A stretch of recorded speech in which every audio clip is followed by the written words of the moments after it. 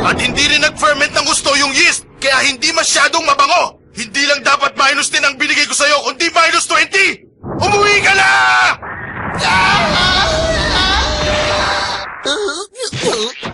Ang tindi! Ang galing namang tumingin ng tinapay ni Manong! Ikaw number 35, may panibago kang minus! Ano? 22 years old pa lang ako, kaya hindi pa ako matanda. Mag-ingat-ingat ka na bata, 1 point ka na lang. Ang daya! Bakit ganon? Kawawa ka naman, yung mga minus mo walang kinalaman sa pagluluto. Kawawa naman. Kayong lahat, ipapakita ko ang itsura ng high class na tinapay.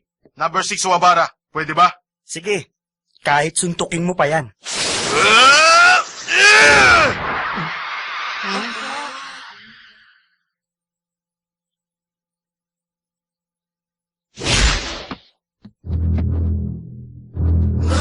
Yan ang high class na tinapay.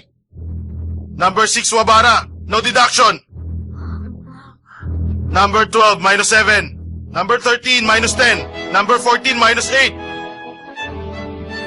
Number 34. Sandali lang. Hindi ba Chinese steam bread yan? Wachang, bakit mo binig? Dahil bake yan, crispy na siya sa labas, pero sa loob nito, malambot pa rin. At hindi pa rin naiiba ang texture. Ginawa ko po yan para maiba naman. Naiintindihan ko. Pero kahit na ganon, minus 2 ka pa rin sa akin. Ah! Minus pa rin? Sir, tikman niyo muna! Kung ako ikaw, siguradong mas maaga kong tinanggal yan sa oven ng 30 seconds. Totoo sinabi niya. Nabuking nga ako. Lagpas nga ako ng 30 seconds.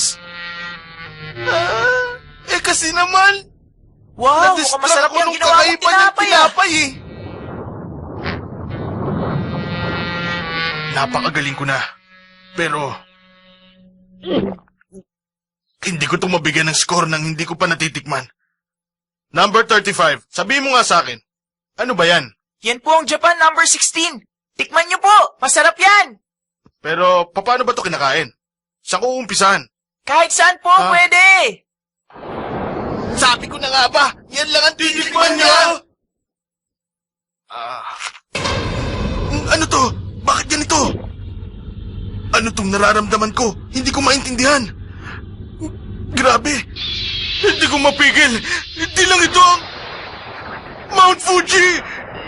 Ito ang pinakamataas, ang Mount Everest, na tinatawag ding